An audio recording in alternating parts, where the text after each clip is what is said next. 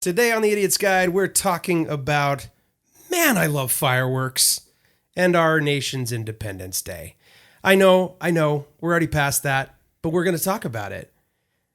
And when you're traveling down I-80 somewhere between Lincoln and Emerald in Nebraska, you might find yourself with a hankering for a beef and bean burrito. I'm your host, Adam Richardson, aka the Prophet Hacker, and I'm joined by the man in charge, Mr. Joe Haslam. Welcome to the Idiot's Guide.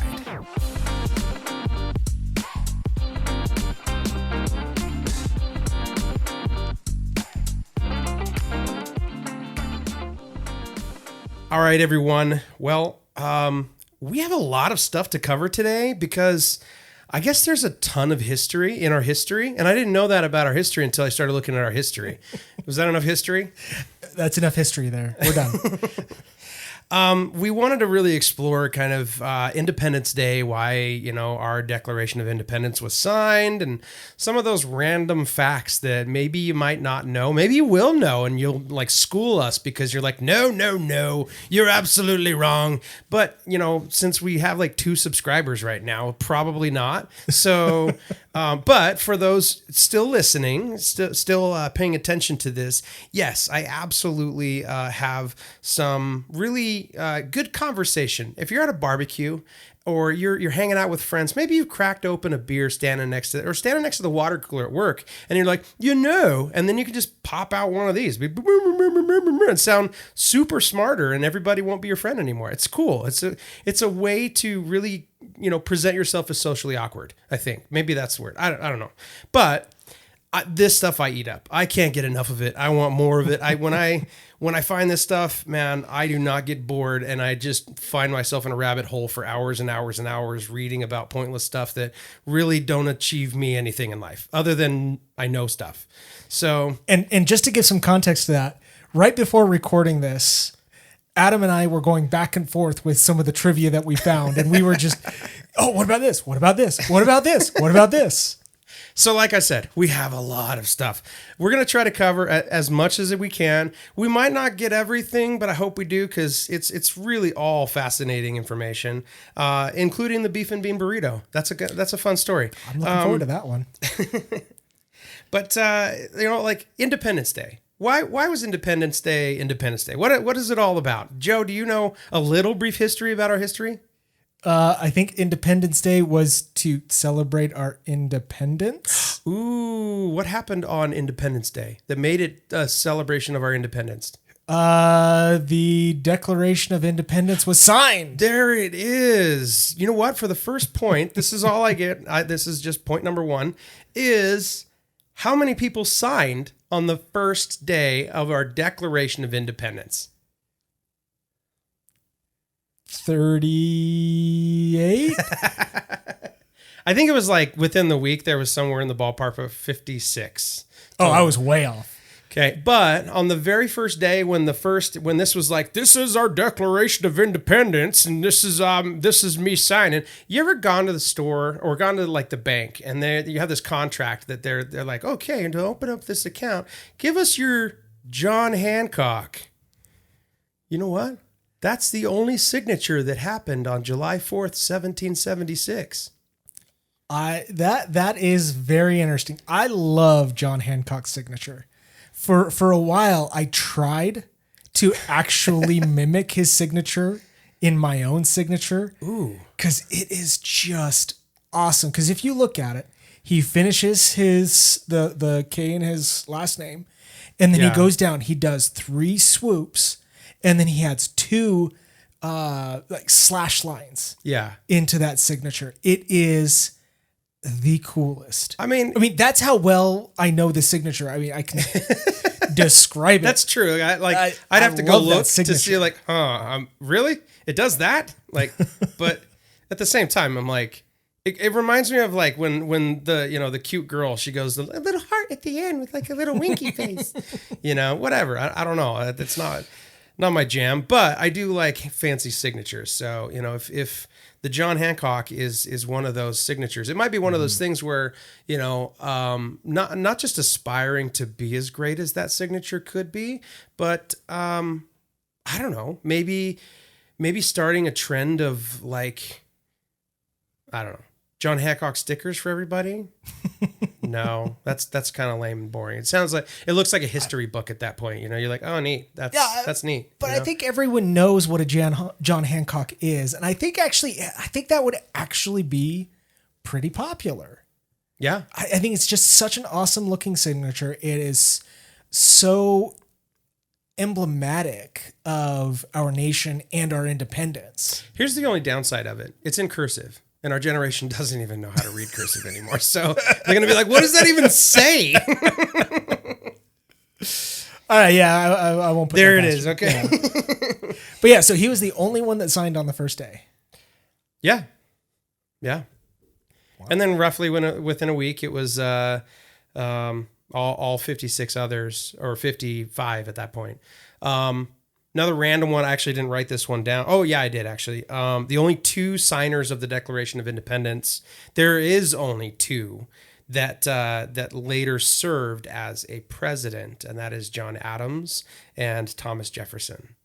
So all of the other ones didn't serve as president. I mean, they're like they served different roles within the government, but ultimately, they were different roles all within the 13 territories. Or not territories, colonies. Yeah, that's the word. The colonies. That is very interesting. See, this is the thing that I love. When you actually go back and look at history, you get so much more information because we all have the common information that goes out there. Yeah. But it's more tradition. It's just verbal tradition that goes from or oral tradition that goes from one generation to the next. And in today's day and age where we have digital media and we have access to all of these resources where they've done a lot of research, restored these documents, all these things, we find out so much more about our true history and what actually happened. Mm-hmm. And I always thought John Hancock was the last one to sign. Or just somewhere in the mix. Well, because his is at the very bottom, mm-hmm. and it is by far the largest signature on the Declaration. And so I always thought he was the last one to sign as I am sick of England. There is no question that I am independent. It's kind of a big enough ego signature that it's one of those like, back in school when you get the signatures from all your friends from your yearbook or something like that, and you're going around and that one person goes, "Don't you hate it when you take up the whole page?" And it's this massive signature. You're like, man, why do you got to be that? And they're like, because they're that, they're John Hancock. And you're like, yeah, that's the representation right there at the very beginning of our country, so. What's interesting is we like federal holidays, right? Everybody likes federal holidays. Federal holidays gives a lot of people a day off. And it usually nowadays they're paid. Paid for. I mean, we have lots of federal holidays that aren't paid. But if it's possible, they're paid. And what's interesting about this one is like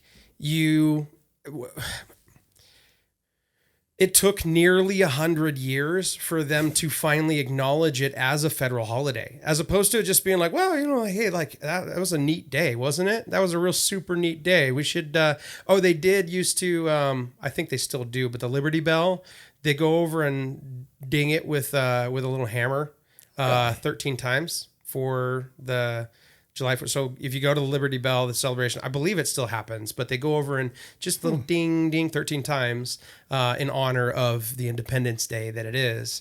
But this was just for them to acknowledge, Congress to acknowledge that Independence Day is there. It took almost 100 years. Unpaid, everyone. No fun. No fun there. Unpaid. Okay. And then another almost 70 years before it became a paid holiday. So all those people who had barbecues, hot dogs in the backyard, they're like, guys, this came out of my normal paycheck. So can we be careful with this? I don't know if I could do this. I'm really scrounging up some for these Frankfurts. I don't know what you would call them back then. Oscar Mayer wasn't around yet. Yeah. Wow. Yeah. That's a bunch of Scrooges back then. Yeah. Seriously. I mean, like, nothing's changed. But yeah. Sorry, that was a jab at Congress. My bad. Well, let me throw one in here. So this is one that I have. I don't know if Adam's got it on his list, but talking about the length of time and how long things take. Mm-hmm. Did you know that that it has been less than 100 years that the U.S. has had a national anthem? Really? We have been a country since 1776, but we did not get a national anthem until 1931. Wait. So, like what we have as far as the national anthem. So the national anthem, the Star Spangled Banner, yeah, was established or adopted as our national anthem on March 4th, 1931. Up until then, there was no national anthem at all. Really? Yep. There were quasi-national anthems, unofficial national anthems, and the biggest one, the one that was most often used, was Hail Columbia. Hail Columbia? Is that why British Columbia is... Wait a sec. No, not British Columbia. Yeah, like Washington, no, District of Columbia. District of Columbia. That's what why am I saying British? Thanks, Canada. Sorry for the... Not BC. I went DC. South Park, blame Canada. Okay, so Washington, D.C., District of Columbia. Yeah. Okay. Okay, so here's a little history on Hail Columbia, okay? Because I had no idea. And I'm actually surprised I had no idea. But Hail Columbia was the unofficial national anthem. The music for Hail Columbia was composed in 1789 for the first inauguration of George Washington. The lyrics, and it was titled The President's March, and the lyrics were later added in 1798. And it was the personal anthem for the president until it was replaced by Hail to the Chief. Interesting. And so Hail Columbia, now here's another interesting thing about Hail Columbia. It is now the official vice president's personal anthem. And so we're still using Hail Columbia. It's just for the vice president, which is really surprising that I had no idea what the song was when the vice president, anytime they go to an event, that's what has to play when they are presented. Okay, so I'm going to throw this out right now because we were talking a little bit about this earlier, but also, I think it applies in this setting right here. You keep using the word hail, okay? Like hail this, hail that, okay? So in the context, you said that they changed it to what it is now back in 1931, you said, right? Okay. But during that time, I mean, not necessarily exactly that moment, but between, World War I and World War II, you had some escalation of things happening in foreign countries that used the word hail in a very inappropriate context. So, I think maybe, do you think that might have motivated a little bit of that change? Or you're like, oh, it's no longer like Hail Caesar. Yeah, I don't think so. Okay. And the reason I say that is because I've got some more information on the Star Spangled Banner here. Neat. Okay, so in 1927, so it was officially adopted for official use by the U.S. Navy in 1889. Okay, so the U.S. Navy had been using this as, for official use for a long time. But in 1927, the National Federation of Music Clubs sponsored a composition contest to nominate a national anthem because they thought the Star Spangled Banner was unsuited for a national anthem. Do you know why? They wanted America the Beautiful. Other than that, I don't know what their reasoning was. Well, I mean, honestly, and this ties into one of my points, and it is the fact that the Star Spangled Banner was the tune was originally written as an English drinking song. It's a love story about wine, literally. Like if you hear, it's a long song. It's like 8 minutes, and it's so. Thank goodness. I thank my lucky stars that this is not an 8-minute Star Spangled Banner because my arm would get tired saluting that long. But it was the Star Spangled Banner back when it was written it's based on the tune of an English drinking song. And what is I didn't even write down the tune, but it's the or acronic or acroantic. Yeah, I should have written down. I did not write down what I don't the tune even, was. I can't remember now. It's like acroantic something. Yeah, you it know? was some weird name for. But it's an English drinking song is what it is, about wine. But just so you guys don't get completely offended by that, in the 18th and 19th century, when it came to songwriting, Yankee Doodle is in the same category as this. There are tunes that they would use, and they would recycle the song. So, you like, not the song like lyrics, but they would recycle the tune and replace it like Weird Al Yankovic does, sort of thing. Okay. But in the context of like whatever they're telling the story, it made it easier to remember those songs because they already knew the song. And then they would just apply new lyrics about some new story that they're talking about. Okay. You know the song America the Beautiful? Yeah. Yeah. What else? What is that tune based on? I don't know. God Save the King. Well, of course. You don't think George Washington didn't have a British accent? I'm guarantee he did. Yeah. But yeah, even America the Beautiful coming from God Save the King. Okay. All right. But yeah, replacing those songs, it was our way of saying, yeah, we may be British by, history, but we're American. And so we changed all those songs, took the tunes, but we made them American. Merica. So going back to why it was chosen. So in 1930, veterans of foreign wars started a petition for the U.S. to officially recognize the Star-Spangled Banner as the national anthem. So we have the veterans of foreign wars to thank for our current national anthem, and even for having a national anthem at all. I like that. That's good. And so 5 million people signed the petition. It was sent to the House Committee on the Judiciary, sent to the House floor, the Senate floor, and then finally signed. And then by the end of World War II, NFL Commissioner Elmer Layden ordered that it be played at every football game, and the tradition quickly spread to other sports. So that is, it is really not that old or not that long ago that the Star-Spangled Banner became our national anthem. It's because we were like, hey guys, we really need to look like we have our stuff together. And, this is going to help a little bit, all these other ones have, bighorn bands that play these songs and, what do we got? Like nothing to represent our flag, so. Yeah. And so a side note, we're used to during the Olympics, the national anthems being played. Mm-hmm. Well, they started at 1924. So between 1924 and 1931, the U.S. had no official anthem to play there. So it was Hail Columbia that was played during those times. Technically, as best as I could tell. What is that? Every 2 years? Yeah. If they had, I don't think Winter Olympics were there yet. I'm not sure if there were Winter Olympics. At least there would have been at least 2 Olympics. Yeah. That we did not, when other nations had anthems. Yeah. That we did not have an official national anthem. So when you're out there at ball games, obviously this is going out after Independence Day, but any events that you go to where you're listening to the Star-Spangled Banner, just remember that is recent, and it is the veterans of foreign wars that we have to thank for that. Nice. So yeah, some interesting stuff on our anthem.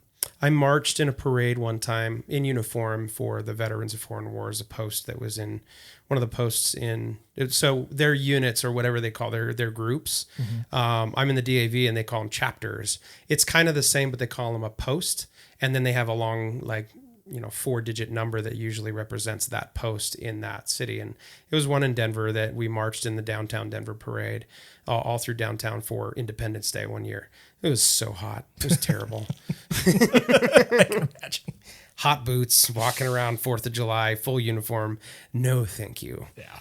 But yeah, I think that, these, like we said earlier, it's really good, not really, important to know, but kind of cool to know this stuff so that you can feed random useless pieces of knowledge to other people in the world. And they are better for that. I want you to know everyone is better for this. I've got another fun one here. I'm just going to do these real quick. Speaking of the national anthem, so we're used to playing these at sports or listening to them at sports. Mm-hmm. There's actually flag code on what we should do, either as a civilian or as a veteran, when the flag is displayed and when the national anthem is played. Okay. And so when you are, when the flag is displayed, individuals in uniform should give the military salute at the first note of the anthem and maintain that position until the last note. And so when the flag is displayed, it is not the display of the flag that you hold the salute. It's when the song ends that you can end the salute. Because a lot of people hold it until either the flag moves away or other things. As soon as the song ends, that's the end of the salute. So for all other persons, so members of the armed forces and veterans who are present but not in uniform may render the military salute in the manner provided for individuals in uniform. So even if they're out of uniform, they can still give the military salute. Mm-hmm. And all other persons, so this is all civilians, present should face the flag, stand at attention with their right hand over their heart, and men not in uniform, if applicable, should remove their headdress. Now, this is where I see a lot of people get it wrong. Now, again, get it wrong. I'm using air quotes. Where if you take off it says headdress, but if you take off your hat, where do you put the hat? Where is the hat's position? Well, normally you see them just use it to cover their heart. Right. And what you're supposed to do, take their headdress with their right hand and hold it at their left shoulder, the hand being over the heart. Oh. And so the hat is supposed to be over the shoulder so that your hand is still over your heart during the national anthem. So I know we didn't really get this or touch bases on it, but we're going to right now, is why the transition to over the heart? Because it wasn't originally that way. Yeah, this was another really interesting one. When I was looking this up, I had no idea about this. So when so this goes back to the Pledge of Allegiance. So in the Pledge of Allegiance, which was started in 1892, there was a salute called the Bellamy Salute. And if anyone is familiar with the Nazi salute, which is holding your hand out in front of you with the palm down, the Bellamy Salute is almost identical to that, only raised slightly more. And so from 1892 until 1942, so for 50 years, the Bellamy Salute, so holding your hand out in front of you with the palm face down, was the proper salute to the flag. And what's interesting is it's still a common salute in other military force countries, some of them, not all of them. But, you know, I get why at this point we would say like, could we try to steer clear of this crazy looking salute that's a little too close to home as far as what we, you know, the party ruiner that made that unfun, you know. Yeah. The United States is one of only two countries that I could find that actually have a Pledge of Allegiance to a flag. And that is the United States and the Philippines, which followed the U.S.'s policies on that. Okay. And so in heading into World War II, the fascist groups, the Nazis, they saw our salutes and they decided to take them for themselves. So similar to how the Nazis adopted the old Jewish symbol, which was the swastika, and turned it into something horrible, the Nazis took what was a sign of respect and a pledge of allegiance for the American people and turned it into this horrible pledge of allegiance to the Nazi regime. And so it's really all about that corruption. But that's why they changed it. Yeah. Is because so many people were adopting this that they officially changed it from the Bellamy Salute to the hand over the heart. And honestly, like if you go back in history to all the way back to the Roman Empire, that's the salute. So it wasn't something that was originated from the Nazi regime. It was originated thousands of years beforehand. It was a salute of allegiance. There was nothing wrong with it until, as with all things, the Nazis corrupted basically everything that they did. They took everything that was good and corrupted it. Sorry, I'm late. It was the Nazis. I'm just going to blame it on the Nazis. There you go. No, I do want to add one more thing. I told Adam this was only going to be 5 minutes of mine, but I think I've taken over a lot more than that. But one thing that a few years ago I looked up, because I didn't know, I go to a lot of soccer games here. And in U.S. soccer, it's North American soccer because we have a lot of Canadian soccer teams that come down and play in the U.S. And so they play the Canadian national anthem. And so I never knew what to do during the Canadian national anthem. I didn't want to show disrespect. It's Canada. They're great. But what do you do when you have a national anthem of a foreign country's flag? I'm going to go off of my experience. I don't salute, even though I'm military. But I would probably say that I still want to take my hat off and stand. Make sure that I'm respecting, giving them the courtesy of the fact that they're honoring their flag. And so the courtesy I can give is kind of like standing, but maybe not cross my heart kind of thing, Yeah, and that's exactly it. So the only one that I could really find, I know I found it other places, but for today, I only found it in the Air Force Instruction Manual. And during the playing of national anthems of friendly nations, military members and civilians should stand and remove their hats as applicable. I think an interesting point is one that you told me. I'm a musician, so it totally messes with my.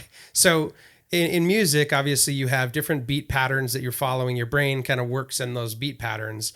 It's all math, but it's one of those like transitioning. So the rule is when you are listening to a national anthem of another country, and then you transition to our national anthem, it actually has no pause.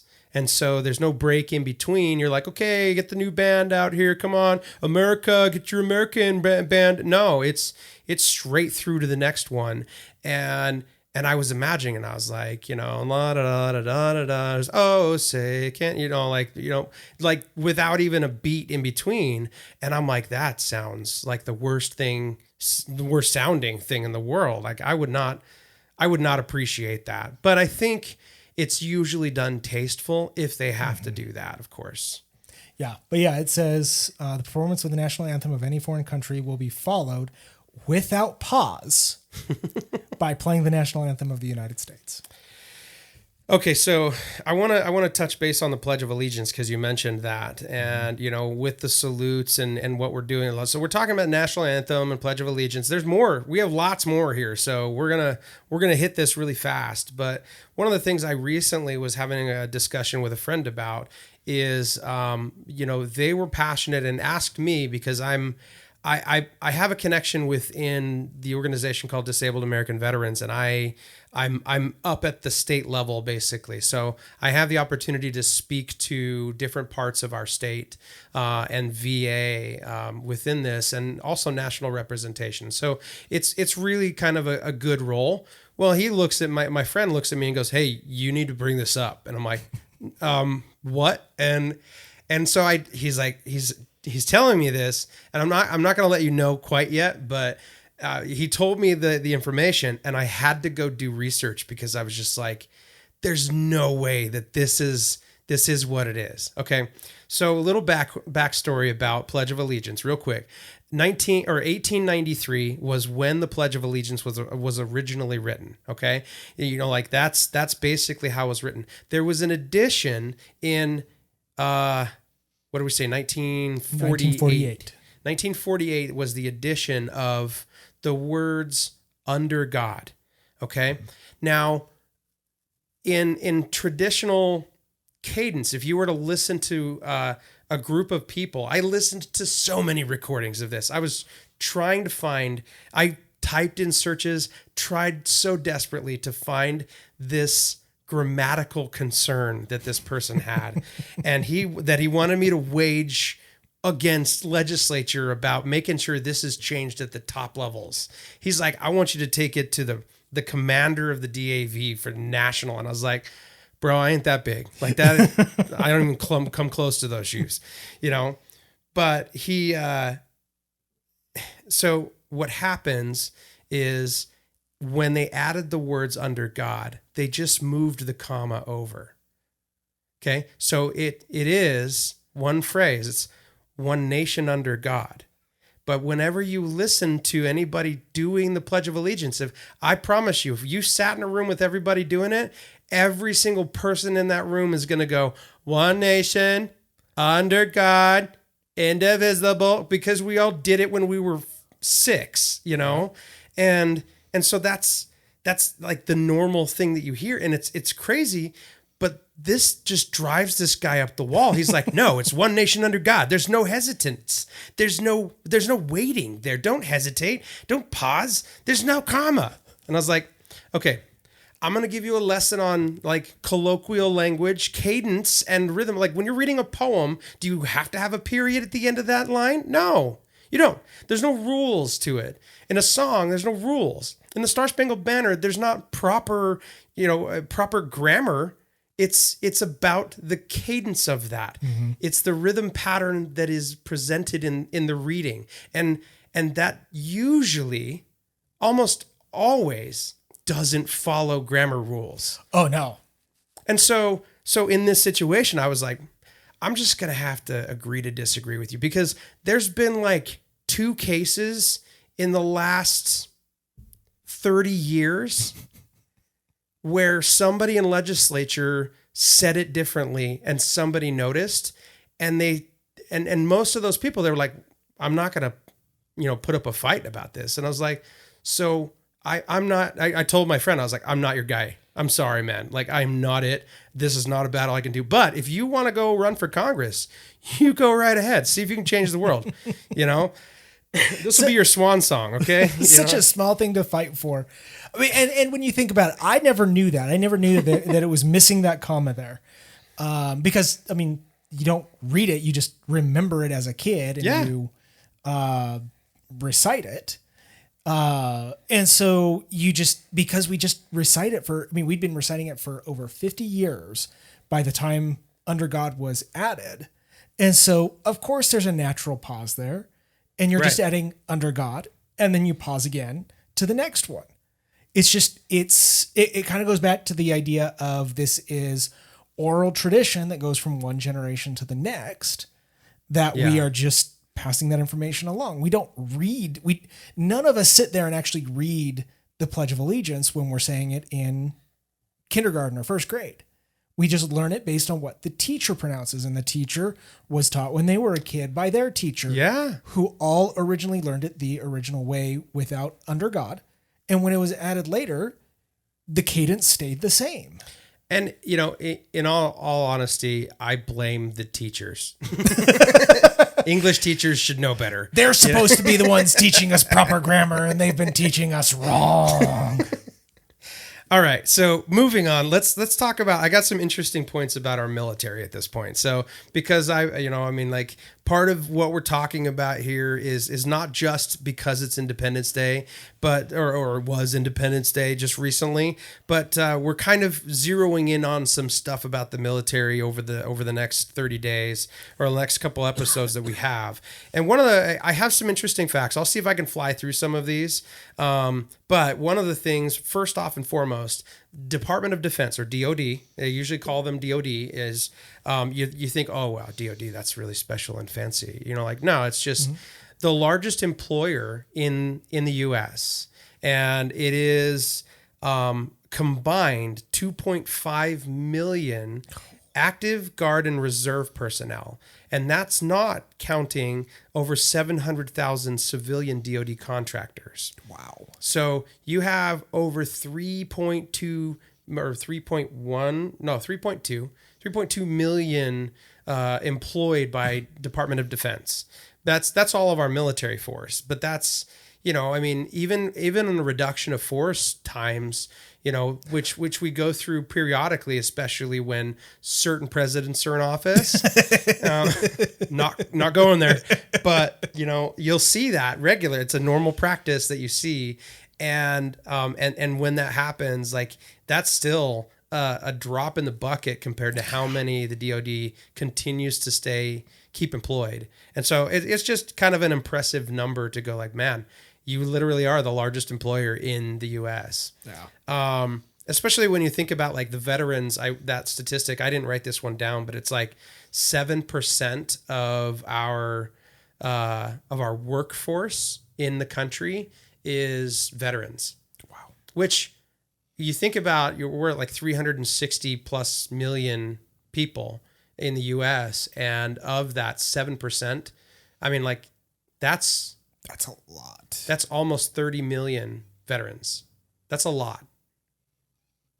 That is a lot. That's a ton. Anyway, that's just kind of a random here and there thing. One of the things that I learned is, our friends Lewis and Clark, not the Adventures of Lois and Clark, but the Lewis and Clark. Lewis and Clark. Not to be confused. The expedition that they did where they mapped out the West, and they were basically the first eyes to see Pikes Peak, Grand Canyon. Obviously, indigenous people were the first eyes and that kind of stuff.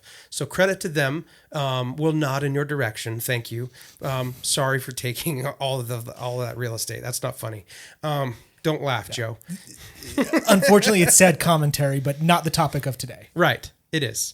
We'll have to cover that another day. But for today, Lewis and Clark expedition, where they mapped these places out and basically, revealed to us a whole other portion of the continent that we were on, is this, basically it was an army unit that was dispatched to map. That was all it was.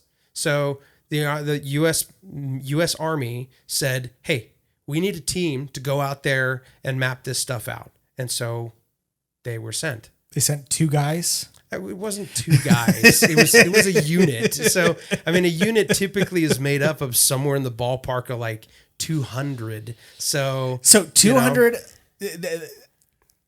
I shouldn't say anything, but so 200 guys go out and 2 guys get credit? That does kind of sound like the Army to me. I was going to say, I was like, what's changed? Like... Yeah.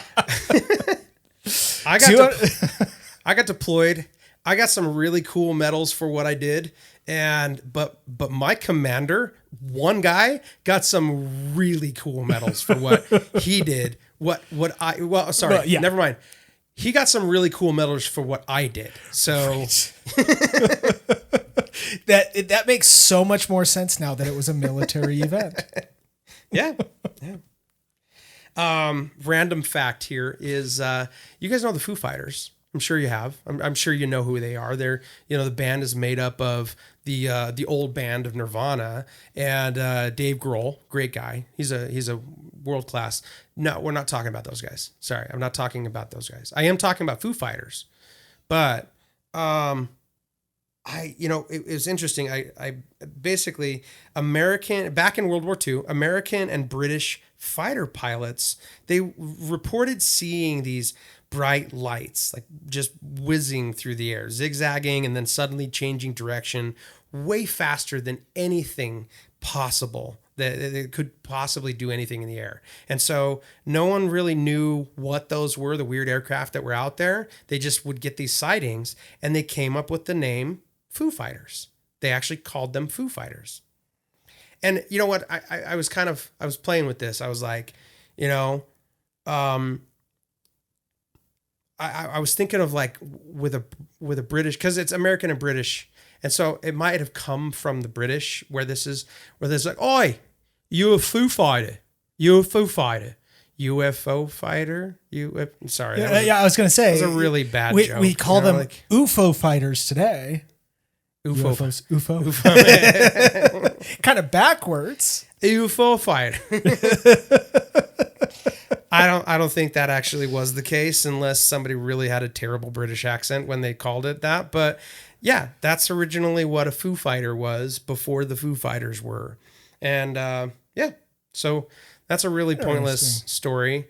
Again, great barbecue talk. Great conversation. All this stuff is great to be able to... What you need to do is, in this episode, hit the save button on this one, because you're going to want to come back and take notes. Oh, yeah, because we know everyone's taking the week of the 4th of July off. Yeah. It's not just that day. Everyone takes the whole week off. Right. So by the time this airs and you're going back to work, this is where you're going to have all that information. You're going to be talking around the water cooler, sharing all this. I mean, this is going to be the fun stuff.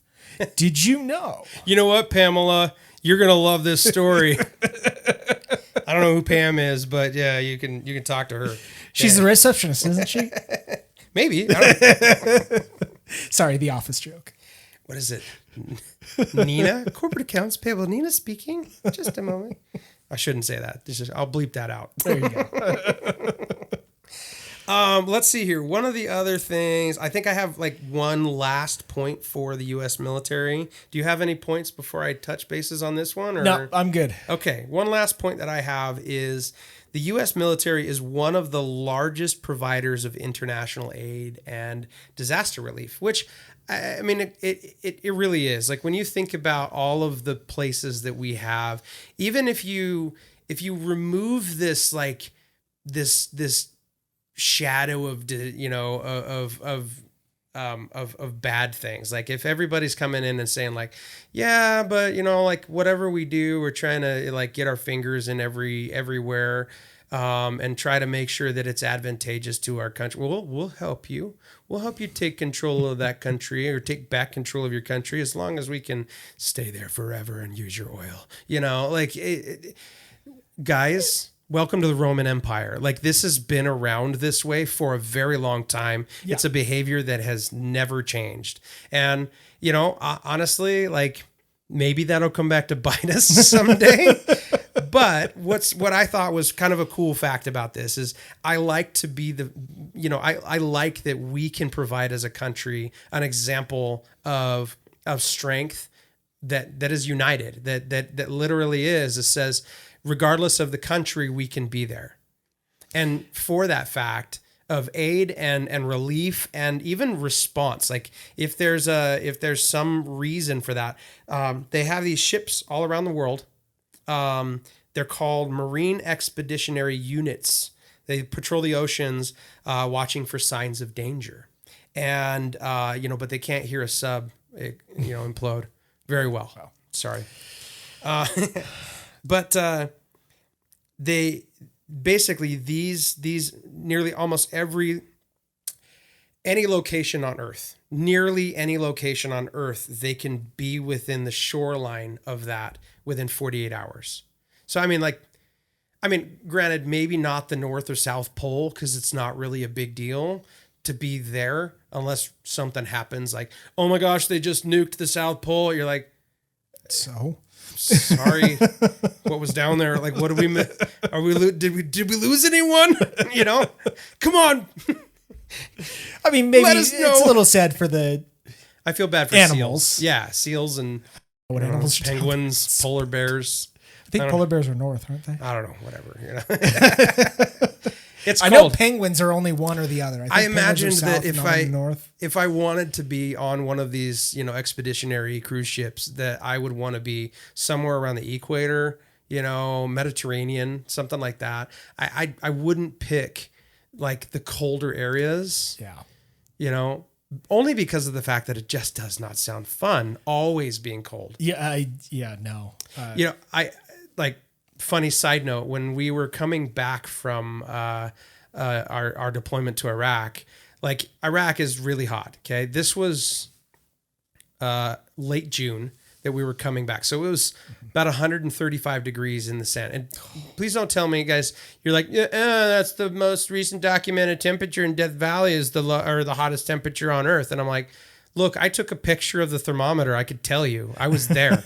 Okay? So I don't care what your Death Valley textbook and Guinness book says. I was there. I saw it with my own eyes. Now, that being said, and that point being uselessly made, coming back, we had to hopscotch. So we like landed in like Ireland, and then we jumped the pond and landed in Newfoundland. Okay. Ooh. And it was snowing.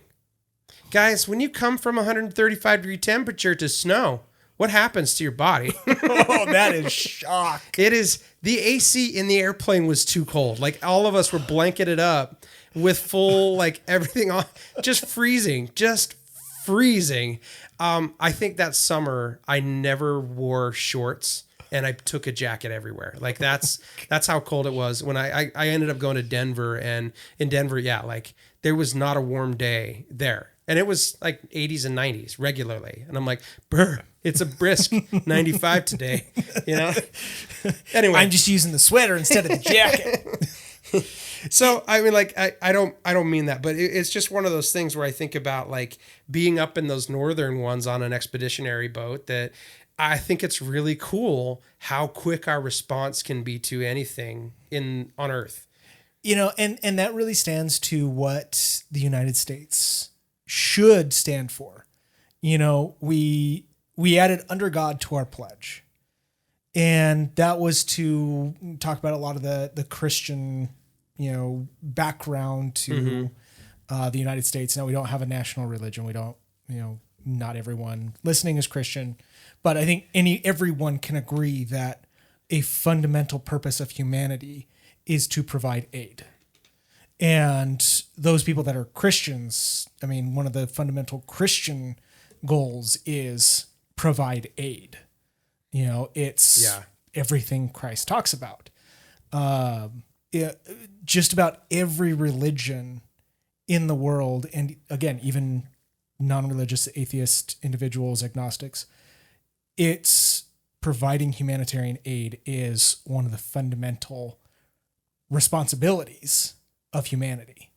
And so when you talk about our biggest employer in the US being able to provide that aid to anyone in the world that needs it, that is fulfilling our responsibility as a nation. Yeah. And I think that's cool. I think that's awesome. Even if you take away the context of, you know, Bible verses that may say that, or the context of under God, you know, we really touched bases on this last time we recorded in talking about, you know, when there is a need, or there is something, there's trouble, or whatever it is, the DoD forces are trained to run toward that trouble. And so, you know, as opposed to, like, everybody should have that compassion, have that, you know, that empathy about this. But then you have to kind of go like, well, I mean, from my seat here, I really can't run toward, you know, this third world country in the middle of Africa. You know, there's no way I can. I feel for it. I have that compassion and empathy. How can I support that kind of function that our DoD forces does for the world? That's impressive. And so, you know, you have people who are conditioned and trained to run toward that. And that's excellent. That's a standard of excellence. Yeah. You know? All right. So I know all this conversation, I'm sure, has really led you down the road of what's for dinner, you know? and believe me, I have recommendations, because you know what? There's burritos, just so you know, burritos are better when there's beef in them. Yes. I mean, I'm going to say it. I'm saying it. Yeah. In my opinion, of course. You might disagree with me. Some of my daughters will disagree with me. But. Yes, I know. I'm not speaking to, you know, the whole wide audience of, you know, different eating styles. Okay.